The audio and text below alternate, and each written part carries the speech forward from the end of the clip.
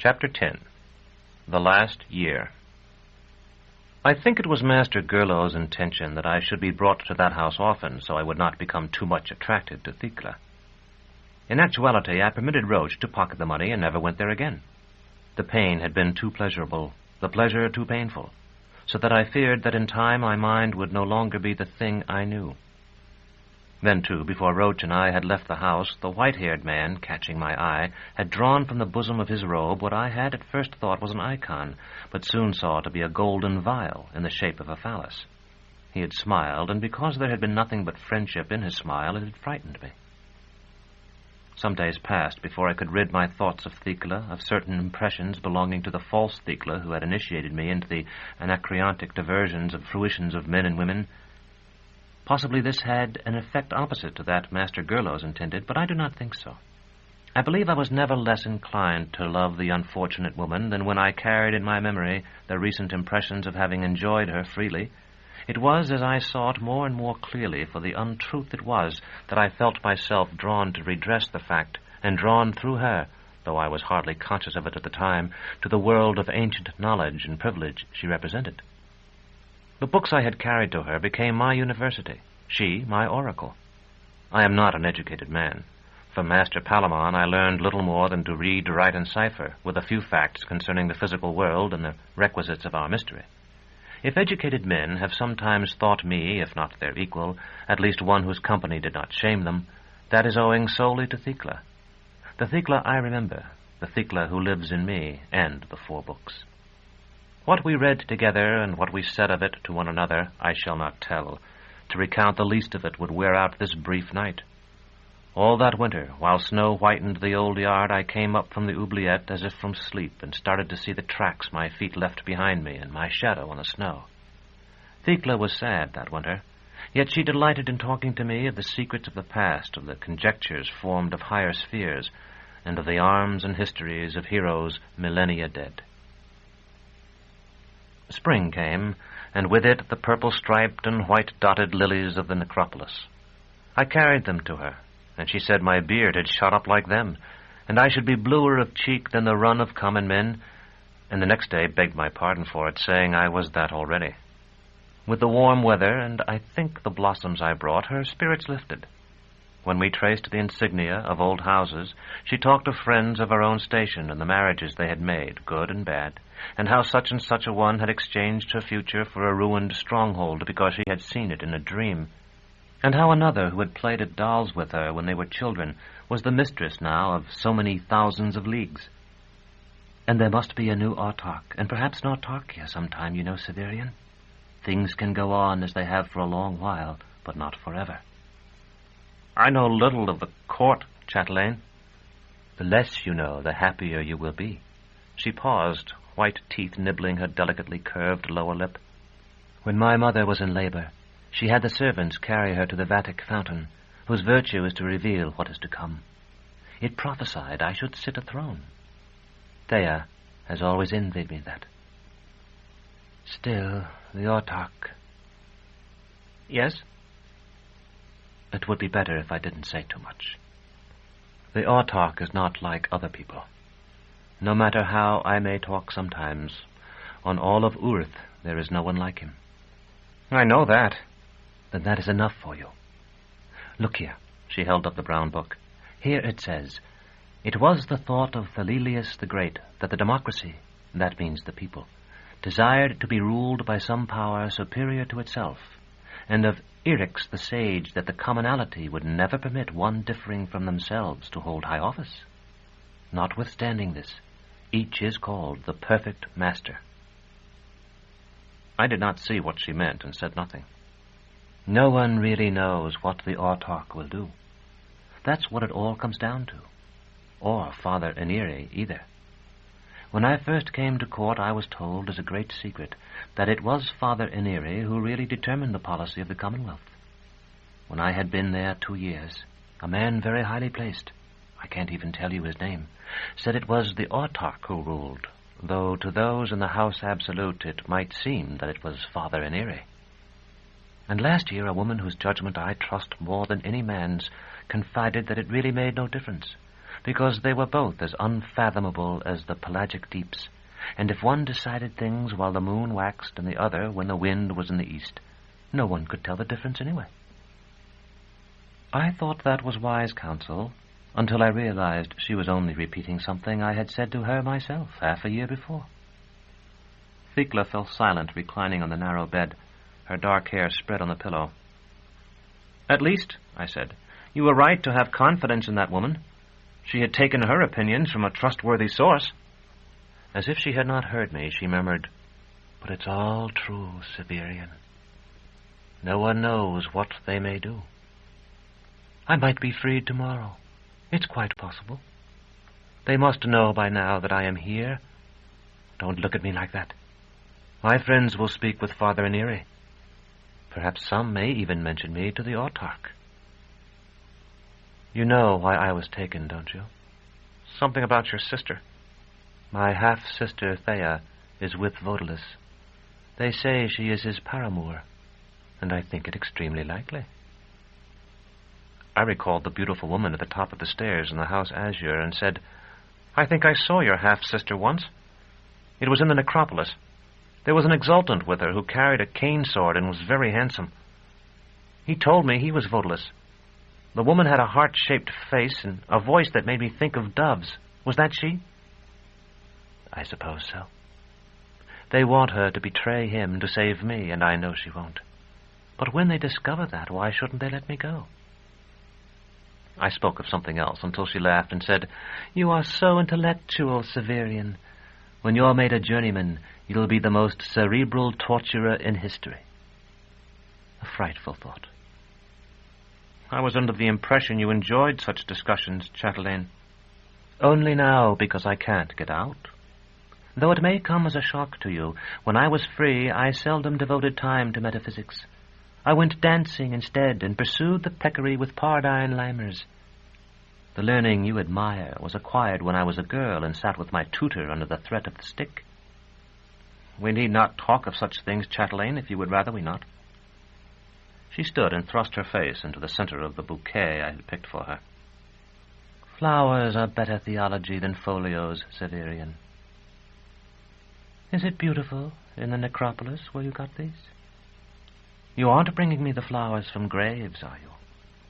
Cut flowers someone brought?" "No. These were planted long ago.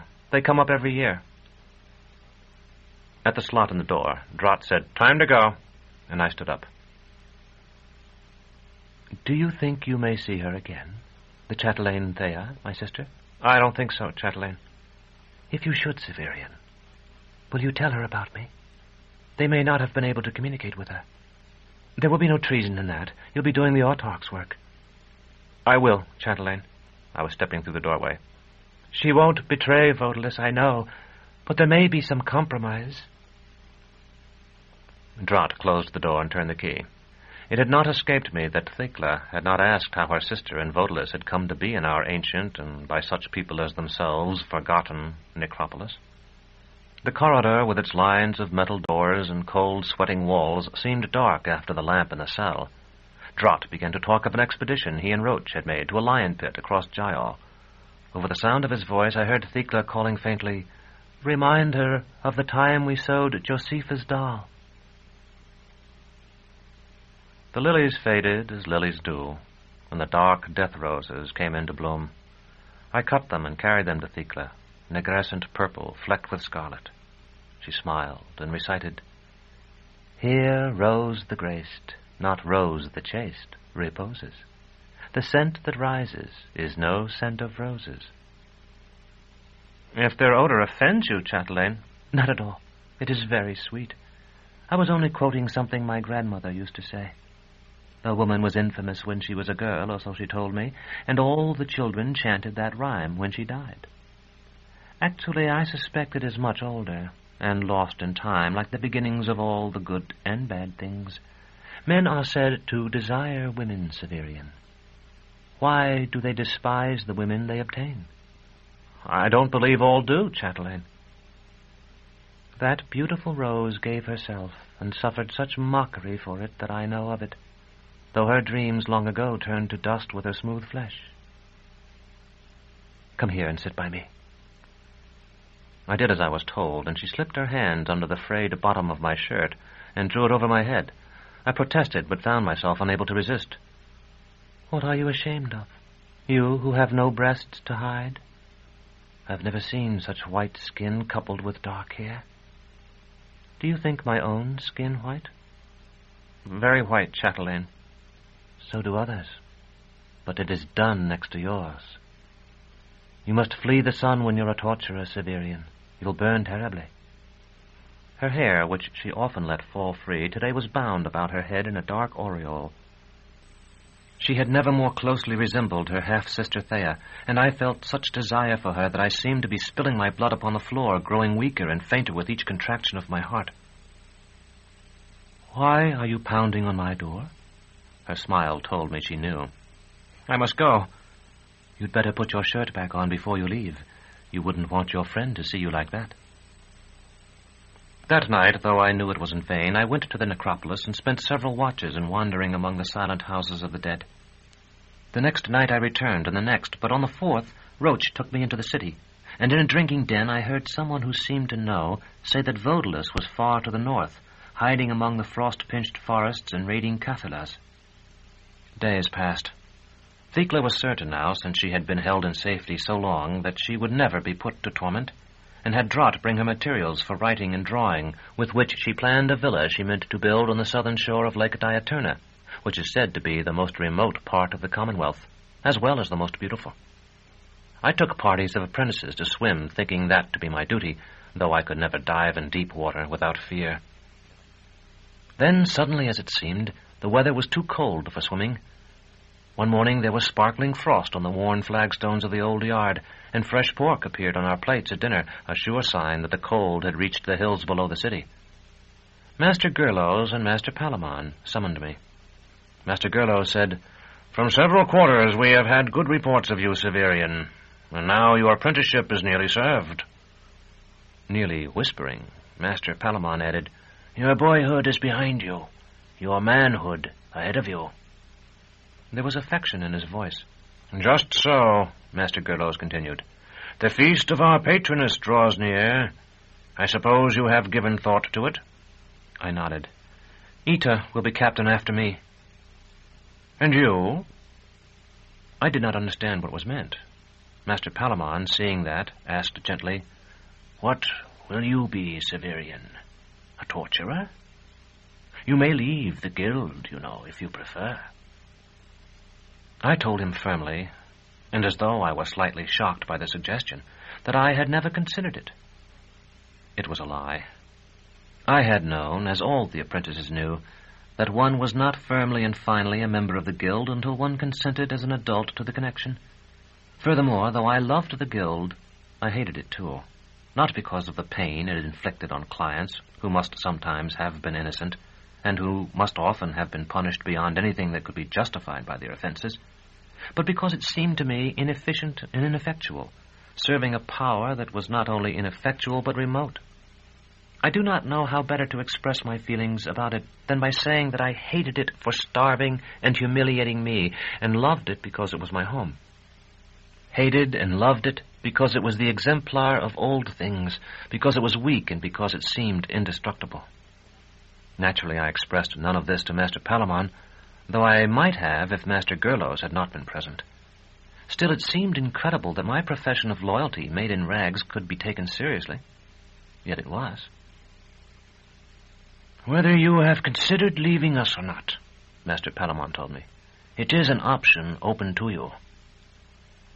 Many would say that only a fool would serve out the hard years of apprenticeship and refuse to become a journeyman of his guild when his apprenticeship was past. But you may do so if you wish." Where would I go? That, though I could not tell them so, was the real reason I was staying. I knew that a vast world lay outside the walls of the citadel, indeed, outside the walls of our tower. But I could not imagine that I could ever have any place in it. Faced with a choice between slavery and the emptiness of freedom, I added, "I have been reared in our guild," for fear they would answer my question. "Yes," Master Gerlos said in his most formal manner, "but you are no torturer yet. You have not put on Fullerton. Master Palamon's hand, dry and wrinkled as a mummy's, groped until it found mine. Among the initiates of religion, it is said, you are an epopt always. The reference is not only to knowledge, but to their chrism, whose mark, being invisible, is ineradicable. You know our chrism. I nodded again. Less even than theirs can it be washed away. Should you leave now, men will only say, he was nurtured by the torturers. But when you have been anointed, they will say, he is a torturer. You may follow the plough or the drum, but still you will hear, he is a torturer. Do you understand that? I wish to hear nothing else. That is well, Master Gurlow said, and suddenly they both smiled, Master Palamon showing his few old crooked teeth, and Master Gurlow's his square yellow ones like the teeth of a dead nag. Then it is time that we explain to you the final secret. I can hear the emphasis his voice gave the words even as I write. For it would be well for you to think upon it before the ceremony. Then he and Master Palamon expounded to me that secret which lies at the heart of the guild, and is the more sacred because no liturgy celebrates it, and it lies naked in the lap of the Pancreator. And they swore me never to reveal it, save, as they did, to one about to enter upon the mysteries of the guild. I have since broken that oath, as I have many others.